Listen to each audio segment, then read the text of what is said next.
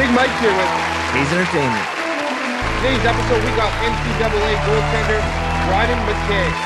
If you like what we're doing, hit that subscribe button. Let's go. If you're looking for a mug, perhaps a hoodie, head on over to IOnlyTouchGreatness.com.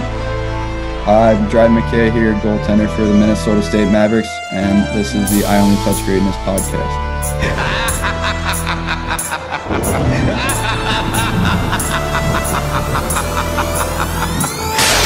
Ryan Hayes and Big Mike. I Only Touch Greatness podcast.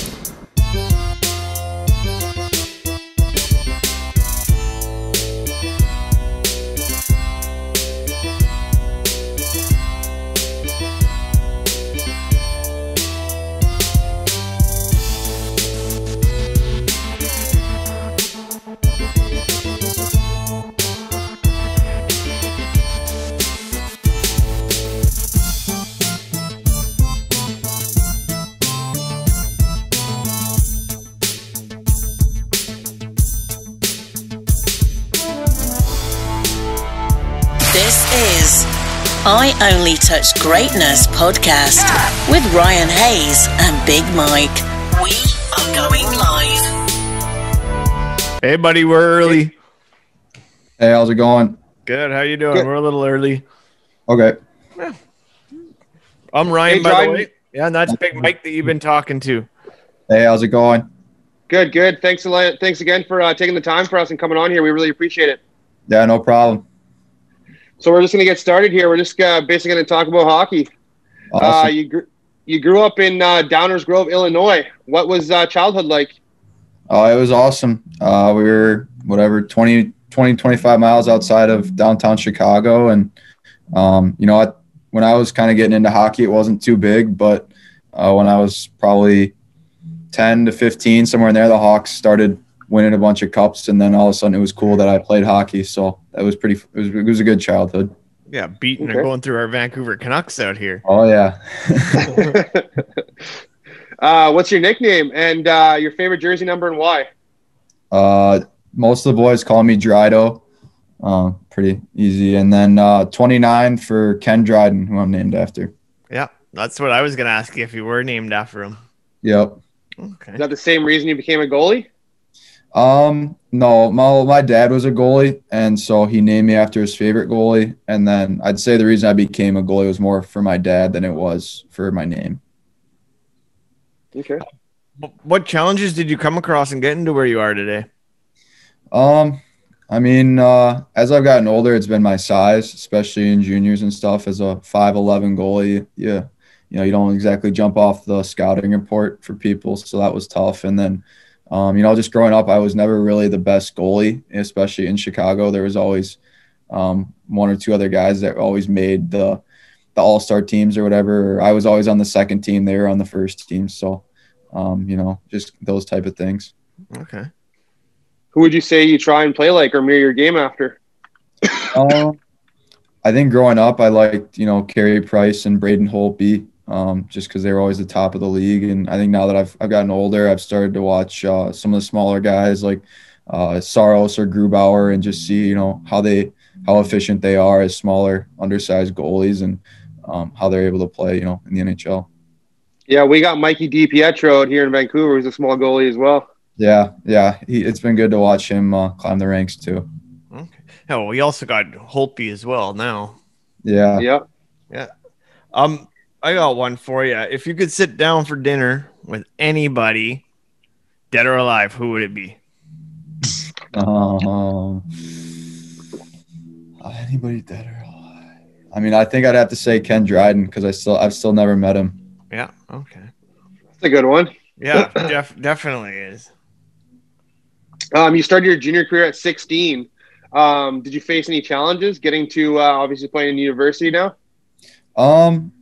Not really. I think, I was so young then that I didn't really understand what college hockey was. I was just happy to make the team. And, when I played there, that they had a rule in the league that if you were a high school kid, you couldn't get traded or cut just with the schooling stuff. So it was nice to have that security. And as I got older, I realized how important that was. So, I say, starting as a 16-year-old was huge for my development and starting to play against older players right away. Do you got a go-to celly? Go-to celly? No.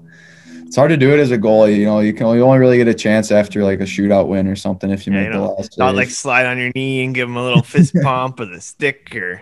No, I don't know. I don't really get to do it too often, so I don't usually have anything planned. Okay. Mike? Yeah, what made you choose Minnesota State? It was honestly just a perfect fit. With the goaltending situation they had at the time, I knew I'd be able to step right in and get to play minutes right away. And it's only 6 hours from home, which is pretty close for Chicago. And then it was a good academic school. They had a really good business school. I knew I wanted to get into business, and it was just kind of a perfect fit overall. Okay. Do you have any pregame meals or rituals? It's usually chicken and pasta before games, pretty standard. And I don't know. I always put the right side of my gear on first. That's the one ritual, I guess you could say.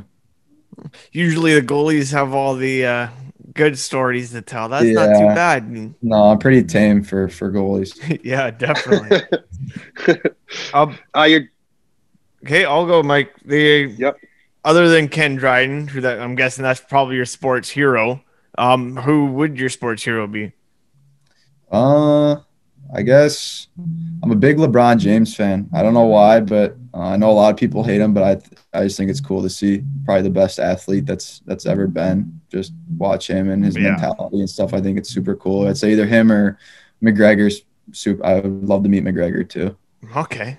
That would be sweet. I like this documentary a lot where just like talking about being a champion and all the grinding he did was pretty cool. See, one of the names that I always use when I do the sit down for dinner question, sometimes I use GSP because he's our George St. Pierre, the UFC fighter.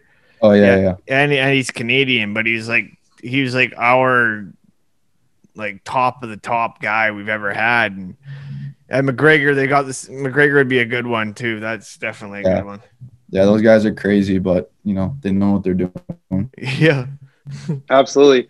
Your dad was a professional goaltender as well. Ross McKay played one game for the Hartford Whalers. What has he taught you on and off the ice?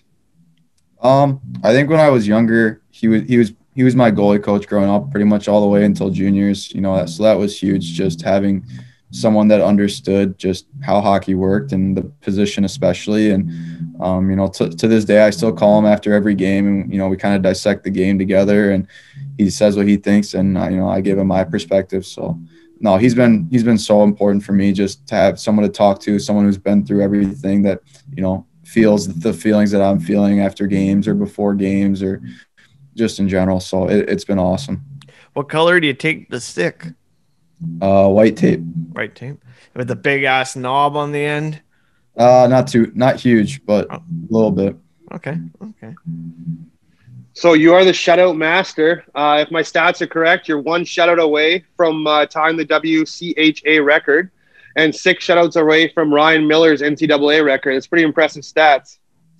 Yeah, it'd be really cool to get my name up there, especially with those guys. What was it like winning the McNaughton Cup? It's been awesome. We've been able to do that my first 2 years here, and last year was probably the more special one just because it came down to the last game of the year between us and Bemidji, and it was winner takes it. So it was cool to go into their rink and be able to come out of there with the cup. Do you have a favorite color of Gatorade? Light purple. Okay. Good choice. In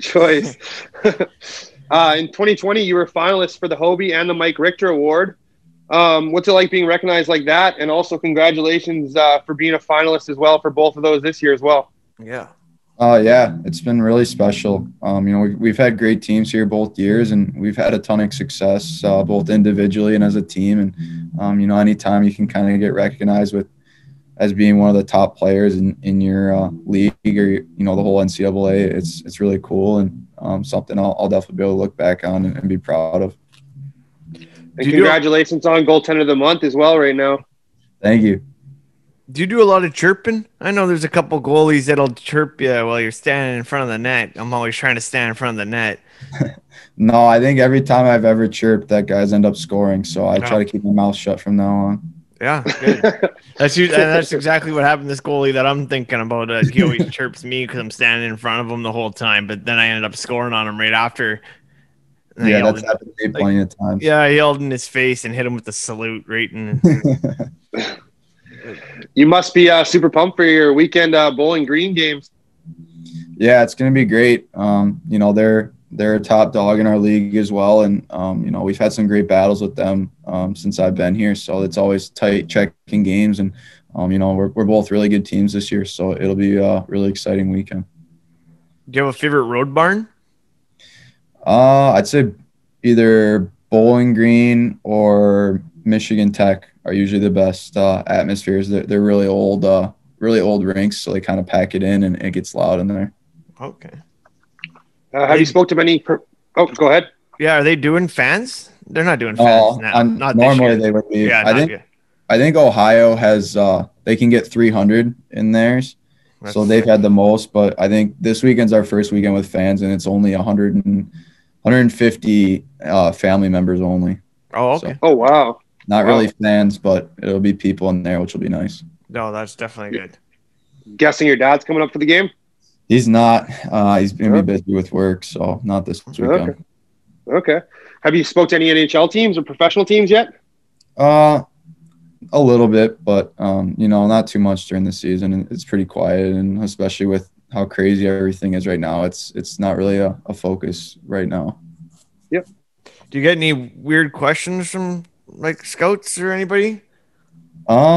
Nothing too crazy. I think if they want to find out something about your personality, they'll usually kind of ask somebody else about you.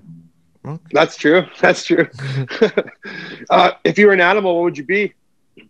That's a good question. I don't know. Probably like I don't know.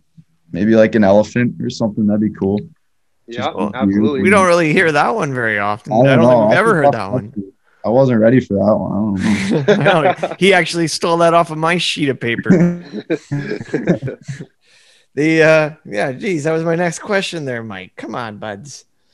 What's been your go-to quarantine snack? Go-to quarantine snack. I don't know. I'm a big ice cream guy, so if I have one guilty pleasure, it's probably ice cream. Okay. What's your favorite kind of ice cream then? Moose Tracks. Oh, do we have that in Canada? Yeah, we do. Okay, yeah. I got no idea. I'm a fine-oiled machine. What's your favorite sports movie? Favorite sports movie?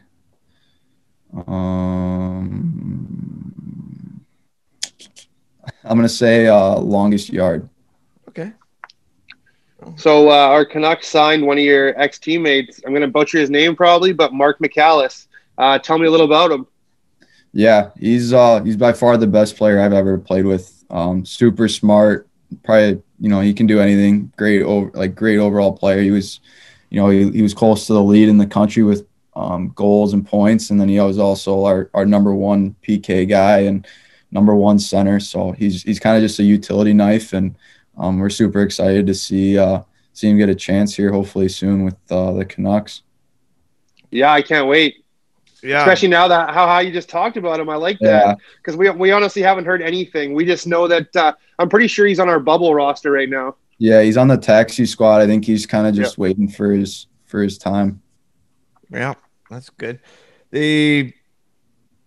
What will we find in your playlist? A little bit of everything. I don't know. It's usually either like rap or like pop music before games, but on like any other day, it's usually kind of slower pace, country or rock or whatever. So a little bit of everything. Okay. Who's your favorite country singer? Probably Morgan Wallen. Okay, good choice. Him and Luke Combs are my two faves. Yeah, the guy's trending on Twitter right now. Yep. For all the wrong reasons. Yeah, he's in a little bit of trouble. Yeah, he's in trouble right now. Yeah. If a scout or GM were to ask, what do you bring to the table? I think, my biggest strength is my hockey IQ. I think as a smaller, undersized guy, you have to read the play well, and I think that combined with my skating helps me to beat plays and anticipate plays and, be able to get in the right position and control my rebounds and simplify the game. I think that's pretty much what I try to do out there. What do you do to calm the butterflies before a game? Just kind of take a deep breath and remind myself that it's just a game at the end of the day, whether you win or lose, play great or play bad. It's just a game. So that's usually my mentality. Okay. What are your goals for the rest of the season? Well, we got to finish strong here, and hopefully we can get 2 wins out of this weekend and set ourselves up to win another McNaughton Cup for the regular season, and then roll into the playoffs, however they end up playing out with structure, and go from there. And then we got to get to the tournament and get our first NCAA tournament win for our program here. What are you taking in school? I'm a finance major. Okay. Let's say good with the numbers. Mm-hmm. Yeah, me not so much. Yeah. Hey, Dryden, I just want to thank you very much for taking the time for us today and coming on and chatting with us. We're big fans of yours, and meant a lot to us when you finally replied to us and got you on here. We can't wait to cheer you on for the rest of your career. Yeah, thanks so much for having me, guys. All right, thank you.